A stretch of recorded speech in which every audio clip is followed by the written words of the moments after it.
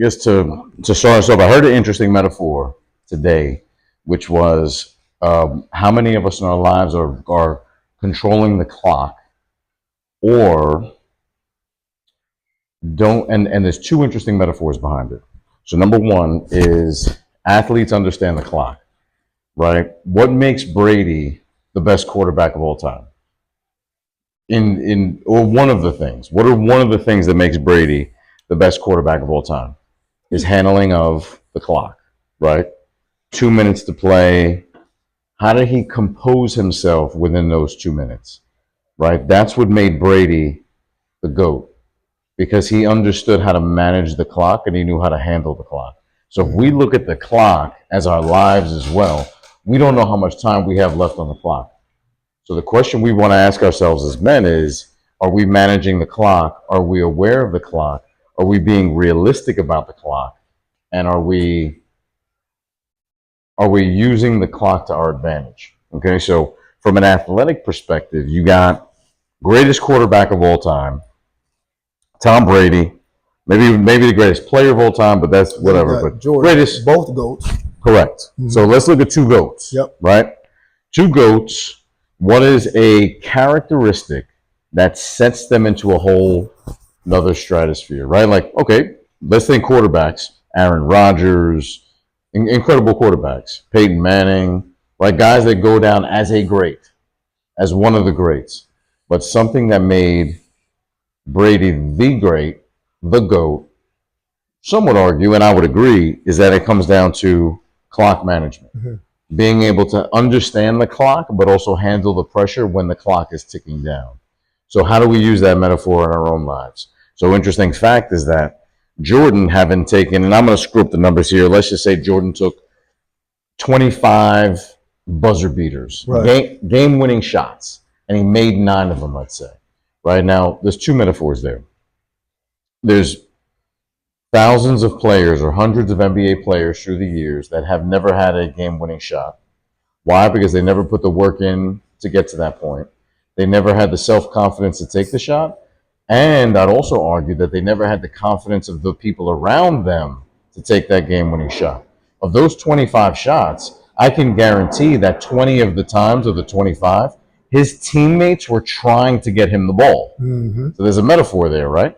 So if you don't show the people around you that you're capable of taking that shot, they're not going to pass you the ball when the game is on the line. Opportunity's not going to find you. Correct. The opportunity is not going to find you. And those around you are not going to pass you those opportunities. Big time. And the same could also be thought within any world. If they see those opportunities are there, they're like, wait a second, I'm throwing that to Alex. I'm passing that to Alex. I've seen him perform under They'll bring pressure. it to you, yeah. Correct. I've seen him perform under pressure. I've seen what happens when the game is on the line. So I'm going to try to get him the ball. And I think there's a great metaphor in there for all of us. If we're flailing our hands and we're saying, how come no one's passing me the ball? Right. There's a couple of reasons they may not be passing me the ball, which is the opportunities in life. Right? Well, I know all these people that are in business, but they never pass me the ball. It's like, okay, so let's think about it. Maybe they don't. Showing them you're capable. Correct. Number one, are you showing them that you're capable? Number two, are they seeing that you put in the work when no one was watching, right? Because all those guys that passed Jordan the ball the 20 times for the game-winning shot were looking for him. For sure. Not just, he ended up with the ball with 2 seconds left, so he's going to take the game-winning shot. That's not how it works. Right. They were looking for him to take the game-winning shot because he earned the credibility, because he earned it before he got to that. He got to that. It was that work moment. ethic too. Right. So now the question is that what are we doing in our own lives to identify the clock, see the clock, understand the clock is always running, realize that the time on the clock is a gift, but how do we surround ourselves and play on teams of people that then also say to themselves, wait a second, when the game's on the line, I trust Machi. I trust Alex. I want to do what I need to do to get him the ball. Not just, if he has the ball, I have confidence he'll do something with it. No. I want to get him the ball. And that type of confidence from others has to be earned. Has to be earned. Right? And I say that from past experience in having not done that.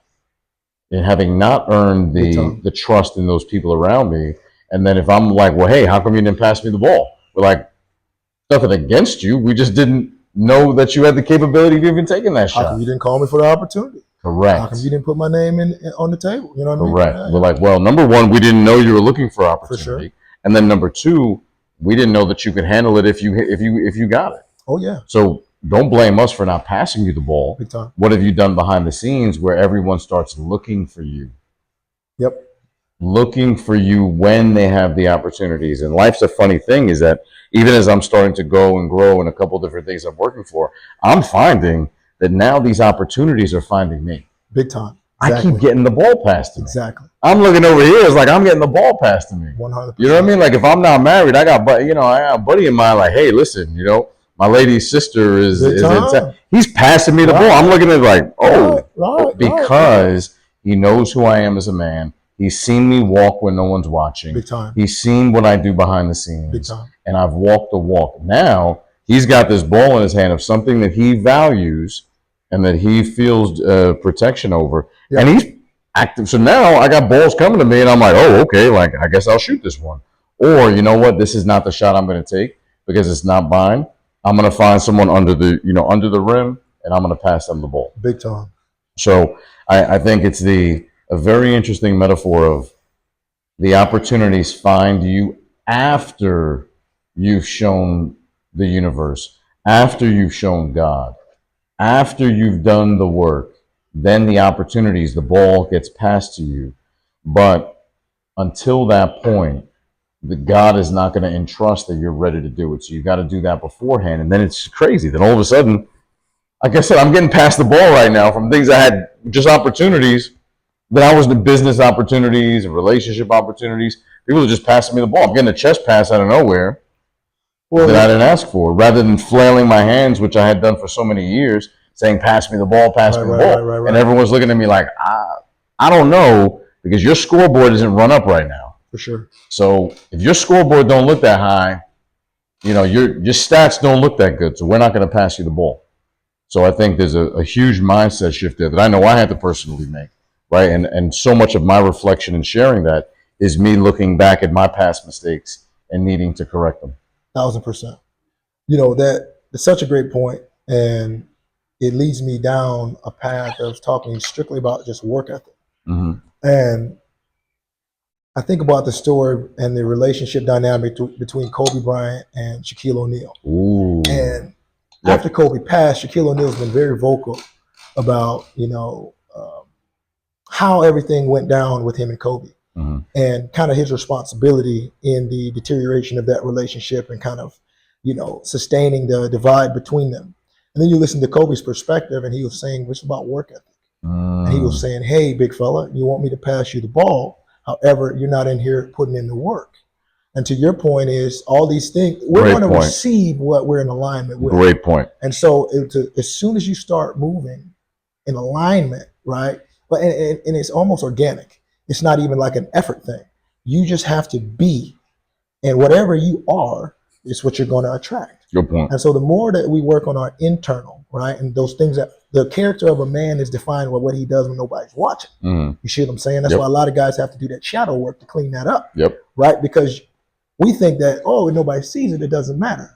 And then we don't understand why we're not attracting what we think we're not getting the ball because we're not aligning ourselves to it. 100%. And so we're getting what we're telling the universe we are at all points, 100%. At all times. Tell them, brother. And so if we want to attract different, then we have to internally change and adjust the way in which we are vibrating, the way in which our aura is showing to the world. And, it makes me think about work ethic. Is the work we're doing attracting or repelling the opportunities that we want? Yep. And if we're in a position where we're not receiving the opportunities that we want, let's go back and then work on ourselves. Let's put that same work ethic and energy, like Kobe Bryant taking them shots in the gym, right? Like the greats and the amount of hours that they put in. I was explaining this to my nephew, and I was telling him, I said, a lot of times kids have put not even the kid, because the kid's job is just to listen and learn, all right? But elders and influential people in a child's life, whether it's parents, uncles, cousins, friends, the TV, the media, whatever, can create a limited mindset in a child's mind. Okay. And I said, the only difference between a guy who is, say, an average basketball player versus a Kobe Bryant, say one guy puts in 500 hours of work and the next guy, and Kobe Bryant, puts in 500 hours of work. We don't know Kobe Bryant different from the next guy. I said, but what makes Kobe Bryant different is the fact is he's putting in 1,500 hours of work. The next person might be putting in 500. And so it's not of this person has superhuman powers. Right. This person is just working harder on themselves and their craft. And so naturally it's going to yield different results. Well said. Naturally, the percentage of their shots are going to be greater than theirs, right? They're going to make more shots. And so they're going to take more shots. And so that's a big major point. And I want to flip all the way back to understanding the clock, right? Understanding the clock of our lives. And it leads me to a Jim Rohn quote where he was saying, operating on a schedule is not, and maybe it wasn't Jim Rohn, maybe it was Tony Robbins? No, it wasn't Tony Robbins. It was I forget his name. It's not coming to me. But he was saying that operating on a schedule is almost a level of discipline for ourselves. Yeah. It's not that we're being controlled. We're now taking control back by allowing ourselves to do the things we want to do by putting our own schedule together. And so I think we're so used to being controlled, being necessarily maybe confined in a workspace or in a career where we're governed by an external entity's schedule on us that we repel almost schedules and organization. But then when you have a clear goal and a focus in your mind, I think we can take a lesson from the workplace, right? They're showing, hey, in order to efficiently get to this goal, this destination, this deadline to get things done, we need to operate on this confined rhythm. So should we be running our own lives the same way? Exactly. Yeah. If that's 100%. our destination, if that's our goal, then let's put forth our own boundary lines to make sure we're in alignment, right? And that we're not just running all over the place. And that might be why sometimes we feel like we keep on returning to places that we've already moved beyond. It's because we probably didn't put a solid boundary line once we passed that place to prevent us from going back. Like, no, you don't need to sleep in beyond your first alarm clock. It's the reason why you set it for 4 o'clock. Because you learned if you don't go ahead and get out of the bed, you're not going to be efficient. You're not going to take control of your day. You're going to be ran by your day. If you're ran by your day, you're not going to be able to get everything done. If you don't get everything done, you can't continue to build on top of those bricks. You can keep laying the same brick. And so it's a reason why you need to get up at 4 o'clock. But like, now this is a Tony Robbins quote. He said, a lot of times when we get successful, we tend to party. He said, and then once we are going through hard times, we tend to ponder. Right. And he said the pondering is what puts us in the position to create the success again so that we can get back to partying. And they were like, so now once you're in a position in life to where you're receiving and you're abundant and you're magnetically attracting all these opportunities. I tell you, the ball keeps coming. I'm like, all right, I guess. All right, cool. I'm going to take this one. I missed that shot, but. You know what Tony Robbins said? He said, get back in the gym. That's it. He said, stay in the gym. He said, now that you're getting the opportunities, it's a sign that you made it and now you can kind of chill out. No, you're going to go right back to where you were. He said, now that you're getting opportunities, that's a signal that says, hey, you're on the right track. Keep going. Well said. Checkpoint. Well said. Because what's happening is that right now I'm getting the ball passed to me more. I'm getting more opportunities. I got this coming over here, this person here, this girl there. But what's happening is that I'm missing a lot. I'm missing shots. Right. I'm missing shots because of the gym time. So now what I need to do is concurrently take the passes. Once behind the back, you're going to miss more shots. At the same time, the other time, get in the gym so that I can make more of the shots as they continue to come to me. Big time. Right? So again, so absolutely concurrent. So 3 points with everything you said. I agree with everything you said. 3 points. Number one, back to Kobe and Shaq. Work ethic, hours in the gym. I'm not going to pass you the ball because I don't trust you. I don't trust you. If I see the way you move and walk and talk with ladies, I don't trust you to introduce you to my sister. Right. I don't trust you. The world doesn't trust you. God doesn't trust you. And if you're not congruent with who you are when no one's watching, when other people are watching, the universe is not going to give you those passes. That's a huge thing that I needed to make that adjustment time. to. I've made that adjustment. I'm getting passes everywhere right now. Right. I got business passes coming. I got relationship passes coming to me. And it's just, I didn't ask for it. I'm just on the court, moving like an athlete, showing that I'm ready to receive the pass.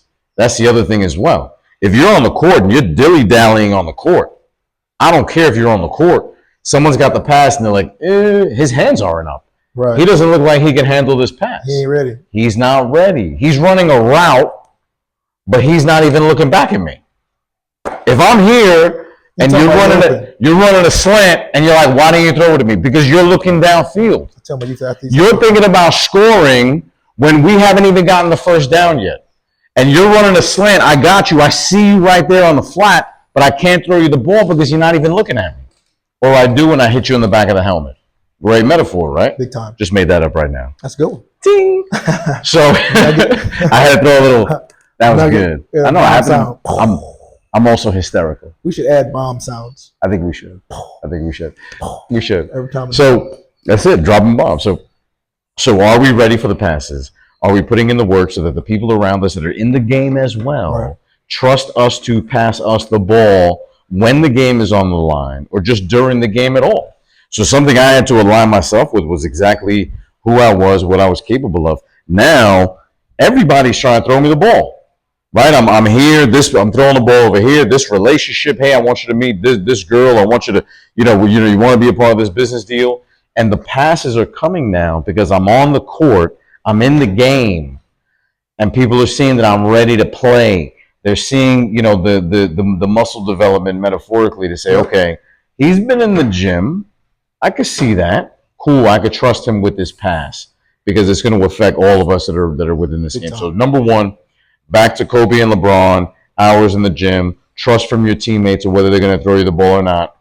Second would be, Kobe said something really interesting. He said, look, if Shaq had the work ethic that was necessary, he said, I think it was an interview with PBD. I think it was an interview with PBD. He said in the interview with PBD, one of the greatest interviews, and PBD, if you're watching this, incredible interview. He said he would have been the greatest of all time. He said the agility, the speed, the strength, the presence was something that was unparalleled if he would have had that fifth component, which would be the work ethic. And again, I think there's a huge lesson for everyone to think about, for young men to think about, for men in general to think about. I want to stop talking about young men and just talk about men, because I know there was a lot of lessons I didn't learn until I was mature as being an adult male, but it didn't mean that I was the man that I needed to be or that I wanted to be or that I had the trust of those around me to take the pass. Some people are young men trapped in an old man body. Completely. Yep. Completely. And you're 100% right. And so that would be number one. Number two is it reminds me of a quote. I gotta don it up a little bit real quick, and makes me think of the movie The Bronx Tale.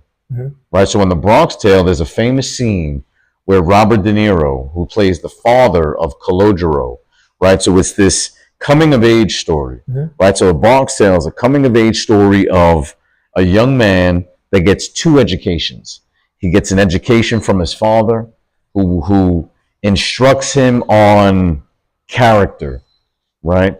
Instructs him on work ethic. He saw his father drive a bus every day. He saw the work ethic that his father put in. And then he had the gangster who took him under his wing, who taught him Machiavellianism, right? Who taught him the game of power. Both are necessary. I think if a man is naive to think that there aren't powers that be and you need to know how to play that game, right? At the same time, there's also understanding of character traits and flaws that need to be the foundation. So you had this young man, you had this boy, he started as a boy, who had these two father figures in his life. And De Niro, who was his biological father, had this famous line, and he said, you know what, son? There's nothing worse in life than wasted talent. And it's this famous line, and he looks at him, and he's like, yeah, Dad, I know, Pop, I know. And he's like, I know you know, but you're not listening. And so how many of us know but don't listen. Big time. So it's how many of us know Don't apply. the work we should be putting in? How many of us know the way we should be moving? How many of us know the mission we should be on, but aren't listening? Yeah. Listening to God, listening to the universe. Yeah. So that is such a huge point. So that was point number 2, which was, there's nothing worse than wasted talent. And you can hear it, but are you listening? Right? So I think it's a very, very interesting point. And then to end that off, it's, are you still putting that time in the gym to be ready for the passes when they come? And concurrently, are you watching the clock? Because with the Jordan story was that he was trusted to get the ball 25 times. Sheesh. Why? He was trusted 25 times to get the ball from his teammates for a multitude of reasons. Number one, he said, give me the ball when the game is on the line. That's number one. Yep. Number two, he put in the work, and they knew he put in the work. They knew he put in the work because he was in the gym before they got there. They knew he put in the work because you could say, throw me the ball. Shaq could say, why didn't you throw me the ball? But he's like, I didn't see you put in the work. Big time. I didn't trust you. So the question there is saying you're ready for that shot. If you want to pray, how many people pray and say, I'm ready, God. I'm ready. Please bring this to me. I'm grateful for what you gave me, and I'm ready for this. And he looks down and he says, I haven't seen you in the gym. I've seen what you've been doing in the shadows. I saw what you were doing when you were by yourself. And people want to get mad at God for not passing them the ball. He sees if you have been in the gym. You haven't. You're saying, but I'm ready. Pass me the ball, God. No. Now he sees it because he knows you were in the gym. Now you can be prepared. That's why all these opportunities are coming to me now. Yeah. Because God says, no. I know the work that he's done. He's ready. Pass him the ball. Pass him the ball. Yep. I got my hand up saying, I'm ready. Pass me the ball. Yep. So 25 times his team entrusted him because he said, give me the ball. He said, I'm ready. And on top of that, he took accountability the 24 times with the ratio, whether or not it went in or didn't go in. So that even the 25th time, he knew that they could still trust him. Because if after 10 times he missed, even if he went 50-50, but then he was blaming the other 5 times when he missed, they would lose trust in him. But they said, no, even when he didn't, he took accountability. And there were 9 times that he made that game-winning shot. More game-winning shots than anyone in the history of the game. Why? Number one, he took more shots. He was ready to take the shots. He asked to take the shots, and he earned the trust from the people around him that passed him the ball when the game was on the line. So my question to you is, are you ready? Are you asking for the shots, right? Are you ready to take the shots, and do the people around you trust you enough when the game is on the line? And that's what you have to ask yourself. Because if you haven't been putting the time in the gym, if you haven't been putting the time in when no one's watching, no one around you is going to trust you to pass you the ball, and God certainly isn't. God certainly isn't, because he knows all the other times he's passed you the ball and you've stood there and watched the clock run out. And that's a very interesting fact about the Jordan conversation, is that of all 25 times, it never didn't leave his hand. The ball always left his hand. He always got it off. Always got it off. And this is like, wow, I never thought of it that way. Because he understood the clock. He understood the clock management, right? He understood that. How many times has Brady had the game on the line? And there have been times that he lost. The most dangerous aspect of Brady is his last 2-minute drill. You don't want to give him too much time on the clock. And who trusts him? His teammates, right? Who trusts? Because he said, when the game is on the line, trust me. And they were like, okay. When the game's on the line, trust me. Okay. When the game is on the line, trust me. Okay. Well, he's been, now we've seen him. He's been putting in the work. You know what? If anybody, I trust him. He's not out at the club. He's not out drinking. We don't see him do any of that stuff. But okay, we trust him. And then after a while, and even when he didn't succeed in that moment, he always got the ball off. Have you ever seen a game where maybe he didn't win at the end, but he's there Oh, I forgot to take a knee. Clock ran out on me. Nope. Nope. Nope. Because he understood. Unused, burn the timeout or something. No, he never done none of that. Correct. So very interesting Great turn point. of events. I agree with everything you said, and I'm not going to reiterate. I think you hit the nail on the head. What I do want to do is take it in a different direction. I want to talk about sustainability because I talk about this with a lot of my clients. The biggest thing is not letting off the gas too soon. Don't party too soon. Generally, right when we're close to the goal, we want to let off and back up. And the thing about obtaining something is we've always been in a place to where we've received good results. We've achieved an outcome that we were working towards. But what happens next is critical. Are you able to keep it? People look at people who are in shape and they think that, oh, once you get over here, you just sit back and parlay and you chill out. It's like, no, the same work that you put in to get there, now this is your new life, buddy. This is what it looks like now. Waking up early and running is what it looks like now. Eating fruit and eating vegetables instead of processed carbs and stuff is what it looks like now. Dealing with hunger is what it looks like now. Hunger pains is what it looks like now. Body aching is what it looks like now for which you're working. That's what life looks like now if you want to keep looking the same.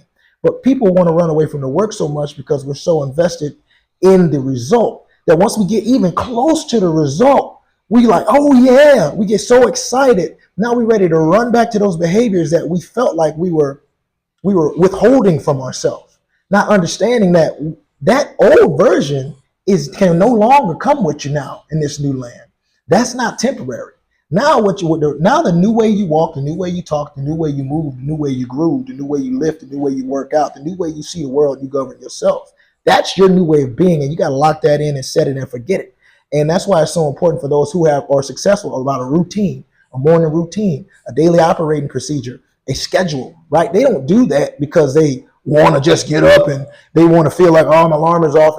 No, it still sucks, but they know that this is what got me here. This work ethic is what got me here. And if I go back to laying in, sleeping in, eating bad, I'm going to go right back where I was, and I'm going to have to restart this whole track again.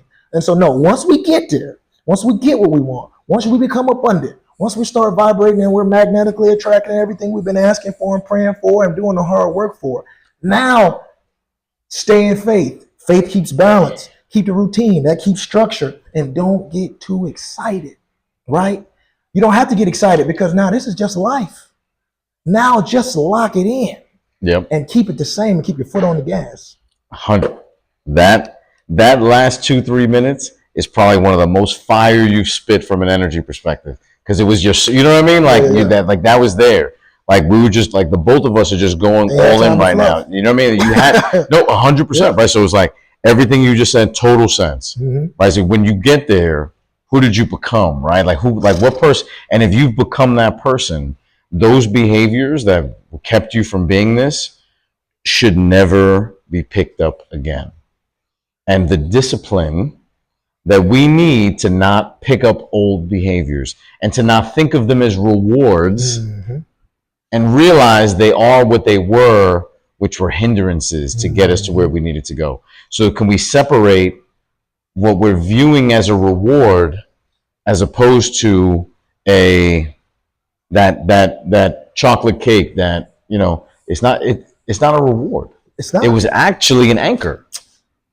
Taking us back to last week.